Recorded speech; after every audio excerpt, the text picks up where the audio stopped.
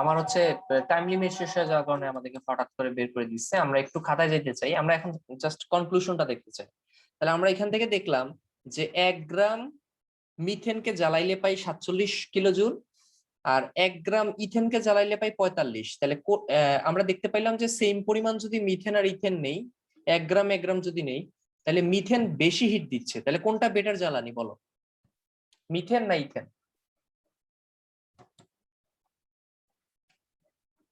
তাহলে এটা উৎকৃষ্ট না?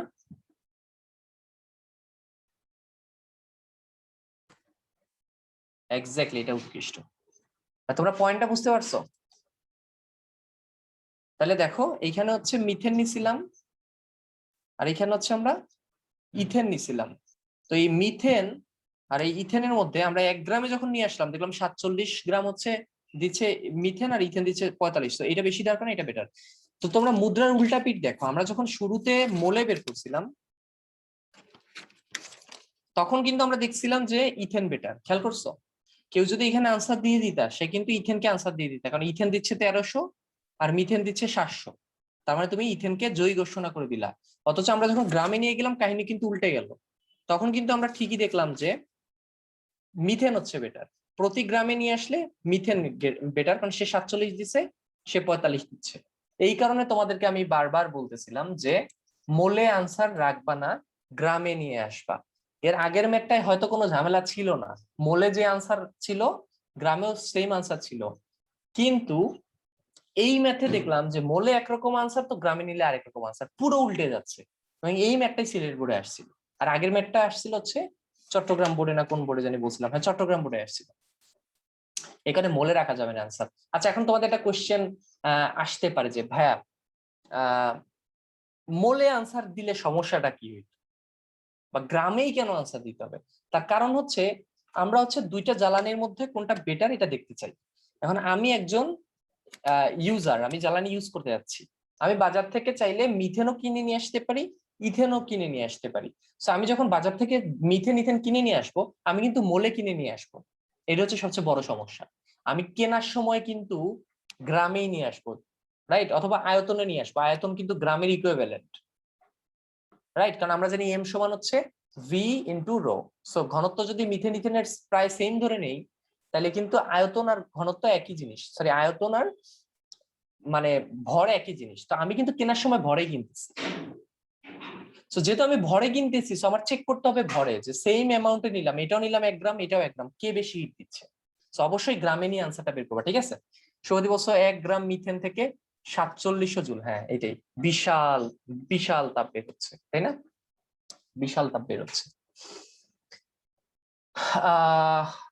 এখন এই অঙ্কটার কথা আমার কেন এত মনে আছে, তার কারণ হচ্ছে আমি যখন ইন্টারে ছিলাম, কেমিস্ট্রি যখন পড়তেছিলাম, তখন এই তাপ রসায়ন পড়ার সময় সব ম্যাথ করছি, কিন্তু এই জ্বালানির ম্যাথ আমি যে টিচার কাছে পড়ছি তারা করায় নাই। এবং বইয়েও আমাদের সময় যে বই ছিল 15 সালে, বইগুলো অনেক ছোট ছিল, এই জ্বালানির ম্যাথটা বইয়ে করে দেওয়া ছিল না। তো আমার এক্সাম একদম লিটারেলি এক্সাম হচ্ছে আমার 10টায়, মানে আমার 10টা হচ্ছে এক্সাম শুরু, এইচএসসি এক্সাম 10টা না 9টায়, 10টায়। ভোরবেলায় উঠছি, রিভাইজ দিচ্ছি কেমিস্ট্রি বই, যে একটু পরে এক্সাম, এইচএসসি পরীক্ষার কথা বলতেছি। তখন রিভাইজ দেওয়া শেষ, তখন আমি গাইড নিয়ে একটু নাড়াচাড়া করতেছিলাম যে কোনো কিছু বাদ গেল কিনা। তো গাইড নিয়ে নাড়াচাড়া করতে গিয়ে গাণিতিক সমাধান আর কি, গাণিতিক রসায়ন, ওই বইটা নাড়াচাড়া করতেছিলাম। নাড়াচাড়া করতে গিয়ে এই ম্যাথটা আমার চোখে পড়ছে, যে মিথেন আর ইথেনের। তো ভাবলাম যে একটু ম্যাথটা দেখি, একটু ইন্টারেস্টিং লাগতেছিল যে কোনটা উৎকৃষ্ট জ্বালানি। তখন এই ম্যাথটা দেখছি, আর এমনকি আনসারটা পর্যন্ত আমার মনে ছিল, যে আমি একটা আনসার দেখছিলাম, মোলে নিলে একরকম আনসার আসে, গ্রামে নিলে আনসারটা উল্টে যায়। এটা আমার চোখে পড়ছিল জিনিসটা, যে আনসারটা আমি মোলে না নিয়ে কেন গ্রামে নিলাম। তখন আমি একটু চিন্তা করতেছিলাম যে হ্যাঁ, এই কারণে আমাকে গ্রামে নিতে হবে। তো দেখলাম যে মোলে রাখলে আনসার একরকম, গ্রামে রাখলে আনসার একরকম। সো ভোরবেলা তখন 7টা 8টা বাজে, 6টা 7টা বাজে, তখন এই ম্যাথটা আমি দেখছি, এবং প্রথমবারের মতো দেখছি, গিয়ে এক্সামে ম্যাথটা পাইছি ধুমায় আনসার, মানে আনসার মুখস্থ ছিল একবারে, একটা 47 একটা 45। একবারে এই কারণে আমার এই ম্যাথটার কথা এত মনে আছে, কারণ এই ম্যাথটা একদম এক্সামের আগের সকালে আমি পড়ছিলাম, এক্সামে পাইছিলাম, এবং একবারে আনসার করে দিয়ে আসতে পারছি। তো এখন তো তোমাদের বই এই জ্বালানি ম্যাথ দিয়ে দেয়া আছে, বইগুলো এখন সুন্দর করছে, অনেক বড় বড় করছে, কোনো ম্যাথই বাদ নাই এখন। সো তোমাদের বইয়ে আমি এই ম্যাথটা দেখায় ফেললাম। তো তোমাকে এরকম মিথেন ইথেন কম্পেয়ার করতে বলতে পারে, বা ইথেন ইথিন কম্পেয়ার করতে বলতে পারে, তাই না? যাই বলুক না কেন, স্টাইল সেম, মানে ম্যাথ করার নিয়ম একই রকম।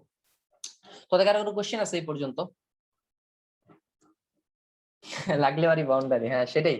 লাগ ভালো ছিল আসলে, আমি জানি না, আমার খুবই লাগ ভালো ছিল। এখানে এই ম্যাথটার কথা এত মনে আছে, কারণ এই একটা ম্যাথই এরকম হয়েছে যে পরীক্ষার আগেই দেখছিলাম, পরীক্ষার গিয়ে পেয়ে গেছি। একদম হুবহু ম্যাথ, কোনো প্রশ্ন চেঞ্জ হয়নি, আনসারও সেম আসছে, 45 আর 47। ওকে, তোমাদের কারো কোনো কোশ্চেন আছে এই পর্যন্ত? আমরা একটা বড় অংশ শেষ করে ফেলছি তাপ রসায়নের, এবার আমরা একটা নতুন টপিকে যাব, শেষ টপিক তাপ রসায়নের।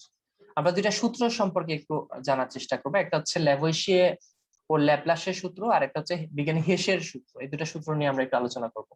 তাহলে এই যে ম্যাথগুলো করাইলাম, এগুলোর উপর একটা হোমওয়ার্ক আজকে থাকবে, অবশ্যই হোমওয়ার্কটা প্র্যাকটিস করবো, নাহলে তোমাদের এই যে এত কষ্ট করে এই ক্লাসগুলো করতেছো, 2-3টা ক্লাস করলা এই ম্যাথের উপরে, এটা ফুলফিল হবে না যদি হোমওয়ার্কটা না করো। আর আমরা এখন নতুন টপিকে যাচ্ছি, আমি ম্যাথগুলো এখন হোমওয়ার্ক হিসেবে তোমাদেরকে দিয়ে দিই। তাহলে আমরা প্রথমেই জানার চেষ্টা করব ল্যাভোইশিয়ে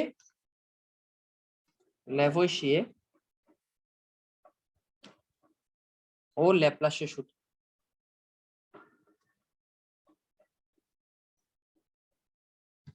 সো যতই নাম দেখে যতই ভারী মনে হোক না কেন, মনে হইতে পারে যে দুই বিজ্ঞানী মিলে সূত্র দিচ্ছে, না জানি কি সূত্র দিয়ে বসে আছে। সূত্র কিন্তু খুব ইজি, আমি আমার ভাষায় বলে দিই। তোমাদের মনে হয় ভাই এটা তো আমি জানি, এটা কি দুই বিজ্ঞানী মিলে দেওয়ার দরকার আছে কিনা? ধরো এ আর বি থেকে এ বি তৈরি হচ্ছে, তখন ওই বিক্রিয়ার একটা তাপ থাকবে, ধরো ওই তাপটা হচ্ছে +x, আমরা জানি না কত। তো ল্যাভোইশিয়ে ও ল্যাপ্লাস দুইজন মিলে যে সূত্রটা বা যেটা বলার চেষ্টা করছে, সেটা হচ্ছে এই বিক্রিয়াটাকে যদি ঘুরাইয়া দাও, এবি কে যদি এখন ভাঙো, ভেঙে এ আর বি উৎপন্ন করো, তখন ডেল এইচ এর পরিমাণ সেম থাকবে, কিন্তু চিহ্নটা মাইনাস হবে, শেষ। এইটাই ল্যাভোইশিয়ে এবং ল্যাপ্লাসের সূত্র। তো তোমরা যত ভাবতেছিলা না জানি কি সূত্র এখন পড়তে হবে, একটা অঙ্ক শেষ করতে না এসে আর একটা জটিল টপিক, ওইরকম কিছুই। এটা অলরেডি কিন্তু তোমরা জানতা না যে একটা বিক্রিয়াকে উল্টায় দিলে সেম পরিমাণ তাপই আমরা, সে যদি এটা গ্রহণ করে তাহলে সে এবার এটা রিলিজ করবে, জাস্ট প্লাস মাইনাসটা চেঞ্জ হবে। হ্যাঁ সেটাই, জনপ্রিয় হওয়ার ধান্দা ওইটাই। তাহলে আমি আর কিছু বলতেই চাইতেছি না, মানে আমাদের এখন ব্যাপারটা হচ্ছে যে এটা আমাদের এখন বাচ্চাদের সূত্রের মতো মনে হচ্ছে, যে এটা নিয়ে ঘাটাঘাটি করাটাই এখন আমাদের হচ্ছে ওয়েট লস করে ফেলবে, তাই না? আমাদের স্ট্যাটাসকে ডাউন করে ফেলবে। সো আমরা এটা নিয়ে আর বেশি ঘাটাঘাটি করতে চাইতেছি না। বইয়ে দেখবো যে পুরো 1 পেজ এটা নিয়ে লিখছে, কারণ আমাদের কাছে মনে হচ্ছে এটা বাচ্চাদের জন্য লিখছে, আমাদের জন্য না। তো এটাই হচ্ছে কাহিনী, এটা হচ্ছে ল্যাভোইশিয়ে ল্যাপ্লাসের সূত্র। ওকে, আমার আর কিছু বলার দরকার আছে এটা বলো তোমরা? এটা নিয়ে আর কিছু বলার দরকার আছে? বইও হয়তো নানান ভাবে বলছে, উচ্চ মার্গীয় ভাষা ইউজ করছে, কিন্তু কাহিনী এটাই। সো তোমরা নিজ দায়িত্বে এখন এটা পড়ে নিও। ওকে,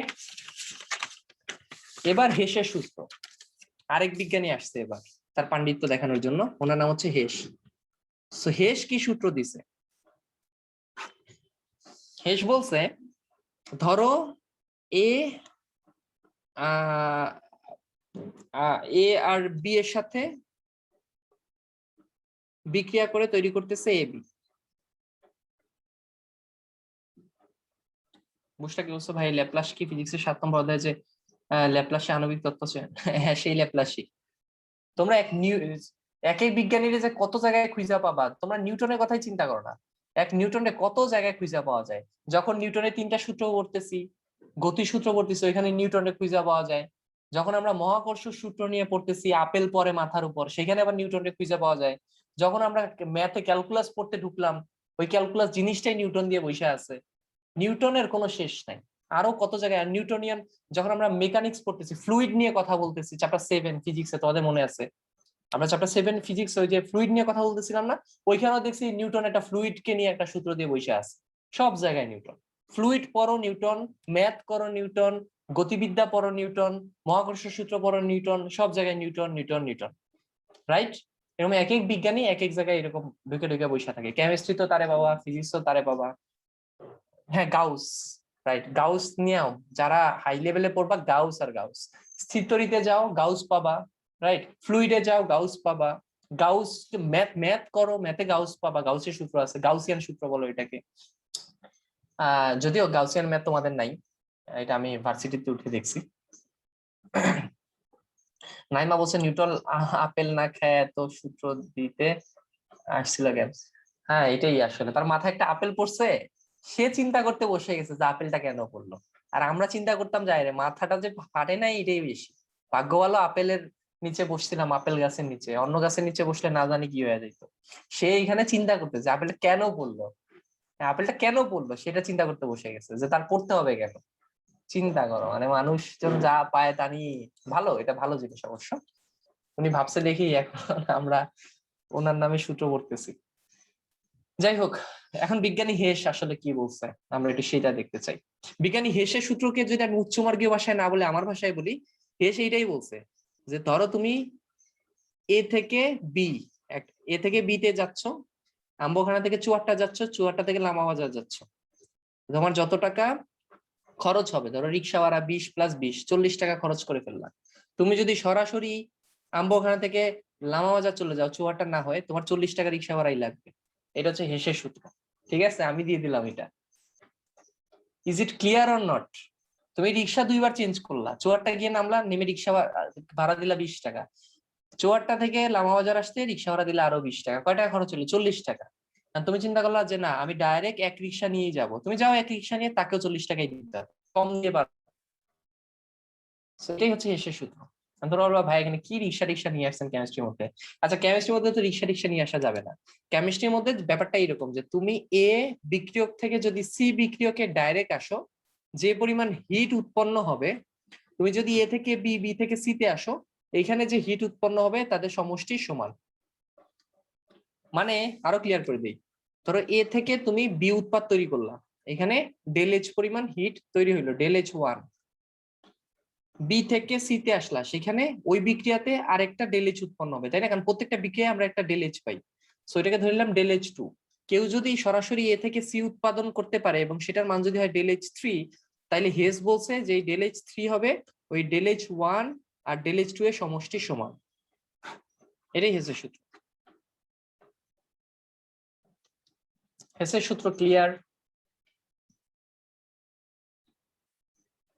হেসের সূত্র নিয়ে আমাদের অঙ্ক করতে হবে, বুঝছো? বেশ কিছু মজার মজার অঙ্ক আছে এই হেসের সূত্র আর লেবয়সিয়া এবং ল্যাপ্লাসের সূত্র দিয়ে, বেশ কিছু ম্যাথ আছে। তবে আমরা আজকে ওই ম্যাথে যাব না, কারণ আমরা গত 3 দিন ধরে যে টাইপের ম্যাথ করতেছি সেটা হোমওয়ার্কটা আগে তোমরা কমপ্লিট করো। নেক্সট দিন আমরা হেস এবং এই যে ল্যাবয়সিয়া এবং ল্যাপ্লাসের সূত্র দিচ্ছে এগুলা রিলেটেড ম্যাথ করবো, এবং ওই রিলেটেড হোমওয়ার্ক তোমাদেরকে নেক্সট ক্লাসে দিব, নাহলে হোমওয়ার্ক বেড়ে যাবে এবং তোমরা প্যারা খেয়ে যাবে। সো আজকে আমরা ওই টাইপের ম্যাথে যাব না, আজকে আমরা জাস্ট ওনাদের সূত্রগুলো সম্পর্কে আইডিয়া নেওয়ার চেষ্টা করতেছি। তো এখন আমি যদি ফর্মাল ভাষায় ডেফিনেশনটা একটু লিখে দিই, ল্যাভোইসিয়া এবং ল্যাপ্লাস আসলে কি বলছিল। ওনারা বলছিল যে কোন রাসায়নিক বিক্রিয়ায়, ওনারা যেটা বলছিল আর কি, ল্যাভোইসিয়া এবং ল্যাপ্লাস মিলে বলছে কোন রাসায়নিক বিক্রিয়ায় যে পরিমাণ এনথালপি পরিবর্তন ঘটে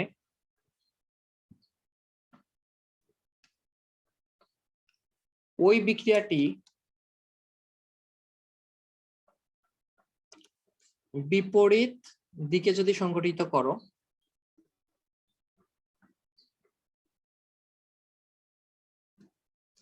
বিপরীত দিকে সংঘটিত হলেও ওই পরিমাণ এনথালপি পরিবর্তন ঘটবে, মানে ওই পরিমাণ ডেলিচি পাবা, উল্টায় দিলেও ওই পরিমাণ ডেলিচি পাবা, এটাই বলছে আর কি। পরিবর্তন ঘটে থাকে, তবে এখানে তবে কি বলতো, বুঝে গেছো আই থিঙ্ক, চিহ্ন বিপরীত হবে, চিহ্ন বিপরীত হবে। তার মানে ওই সম্মুখীয় বিক্রিয়া যদি মানে তাপোৎপাদী হয়, তুমি ওইটাকে উল্টাই দিলে তাপহারী বিক্রিয়া হয়ে যাবে, মানে চিহ্নটা উল্টে যাবে। এটাই ল্যাভোইসিয়া এবং ল্যাপ্লাস মিলে বলছে, এটা ওনাদের ফর্মাল ডেফিনেশন। এবার আমরা হেসের ফর্মাল ডেফিনেশনটা একটু জানতে চাই। উনি বলছে যে যদি কোন রাসায়নিক বিক্রিয়ার প্রারম্ভিক ও শেষ অবস্থা স্থির বা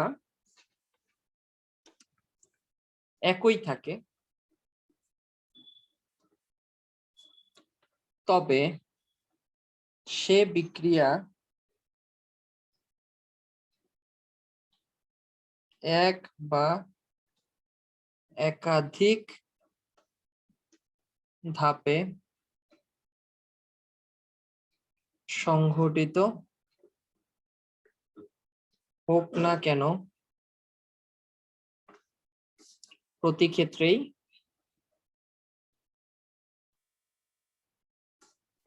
বিক্রিয়া এনথালপি বা বিক্রিয়া তাপ সমান থাকে।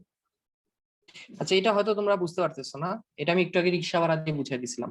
দেখো কি বলছে, যদি কোনো রাসায়নিক বিক্রিয়ায় প্রারম্ভিক ও শেষ অবস্থায় স্থির থাকে, ধরো এটা এ এটা সি, তাহলে এটা হচ্ছে প্রারম্ভিক, একটা বিক্রিয়ার প্রারম্ভিক অবস্থা মানে বিক্রিয়ক, এটা হচ্ছে বিক্রিয়ার শেষ অবস্থা। তো যদি কোনো রাসায়নিক বিক্রিয়ায় প্রারম্ভিক ও শেষ অবস্থায় স্থির থাকে, মানে এ আর বি, সি স্থির, মানে এটাও জয়মল এটাও তয়মল স্থির। এখন মানে যতটুকু বিক্রিয়ক উৎপাদ এটাই স্থির, তো একই থাকে, তবে সে বিক্রিয়া, ধরো এই বিক্রিয়াটা তুমি ঘটাইতে যাচ্ছ, মানে তুমি এ থেকে সি নিয়ে আসতে যাচ্ছ, এ থেকে সি নিয়ে আসতে চাচ্ছ, এটা ফিক্সড এ থেকে একটা ফিক্সড সি তে নিয়ে আসতে চাচ্ছ, তাহলে সে বিক্রিয়া এক বা একাধিক ধাপে সংঘটিত হোক না কেন, ধরো এটা একাধিক ধাপে সংঘটিত হচ্ছে, কিভাবে, প্রথমে এ থেকে যাচ্ছে বি তে, তারপর বি থেকে আসতেছে সি তে, তার মানে দুইটা ধাপে আমরা এ থেকে সি তে যেতে পারলাম, এটা হচ্ছে ধাপ 1, এটা হচ্ছে ধাপ 2। তাহলে তুমি এরকম একাধিক ধাপে যাও অথবা এক ধাপেই যাও, যেমন এ থেকে সরাসরি সি তে যাও, মানে বিক্রিয়া থেকে সরাসরি উৎপাদে যাও, তোমার কি হবে, প্রতি ক্ষেত্রে বিক্রিয়া এনথালপি বা বিক্রিয়া তাপ সমান থাকবে। তার মানে তুমি একাধিক ধাপে গেলেও যে এনথালপি পাবা, তুমি যদি সরাসরি এক ধাপেও যাও একই এনথালপি পাবা। তার মানে ধরো এখানে তুমি এনথালপি পরিবর্তন হচ্ছে H1, এখানে এনথালপি পরিবর্তন হচ্ছে H2, তাহলে এই যে একাধিক ধাপে গেলা, তাহলে মোট এনথালপি কত পরিবর্তন হলো, H1 প্লাস H2।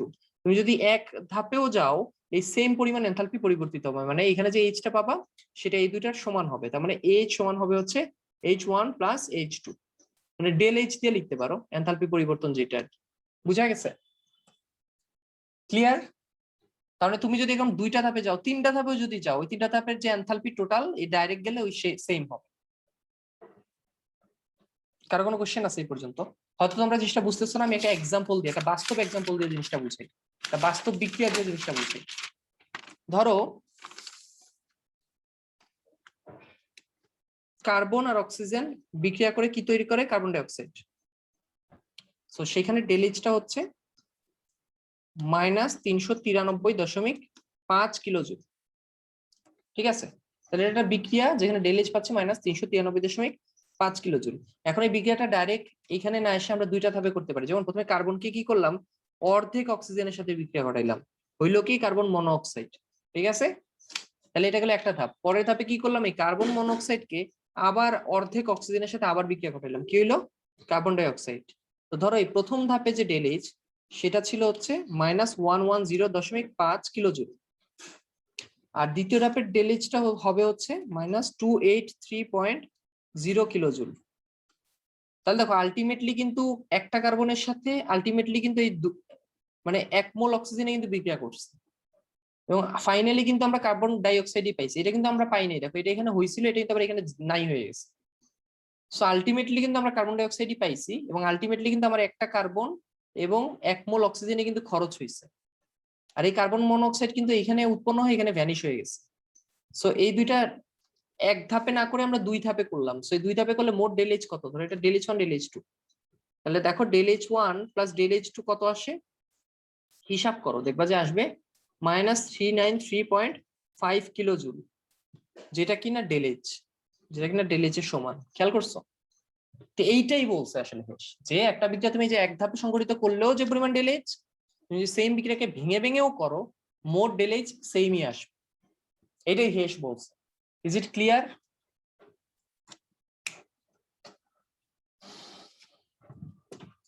কার কোনো কোশ্চেন আছে? এনাফ হইছে আজকের জন্য। তোমাদেরকে যে ম্যাথ গুলো আজকে দেখাইলাম জ্বালানি রিলেটেড, সেগুলো প্র্যাকটিস করো, গঠন এনথালপি এই সেই বের করার চেষ্টা করো। আমি একটা হোমওয়ার্ক আজকে দিয়ে দিব, সেটা কমপ্লিট করবা, আর ল্যাবয়সি এবং ল্যাপ্লাস এবং হেসের সূত্র পর্যন্ত রিডিং করবা। ঠিক আছে, নেক্সট দিন আমরা ল্যাবয়সি এবং ল্যাপ্লাস এবং হেসের ম্যাথ গুলো করে ফেলার চেষ্টা করব। তোমাদের কাজ কি, ল্যাবয়সিয়া এবং ল্যাপ্লাসের আগ পর্যন্ত তোমাদের যার কাছে যেই বই আছে, যেই ম্যাথ আছে, যা আছে পড়ে ফেলবো, ঠিক আছে? আমি কিন্তু পড়াই ফেলছি, বাকিটা তোমাদের পড়ানো, হয়তো কোনো লাইন বাদ যাইতে পারে, সেটা নিজ দায়িত্বে পড়ে নাও, বুঝে নাও, না বুঝলে আমাকে কোশ্চেন করো। আজকের ক্লাস এই পর্যন্তই থাকবে, তোমাদের কারো কোনো কোশ্চেন থাকলে বলতে পারো। এবার তোমাদের নেক্সট ক্লাস হবে শনিবার শিডিউল অনুযায়ী, সকাল 12টা, দুপুর 12টা 30-এ। তোমাদের কারো কিছু বলার আছে?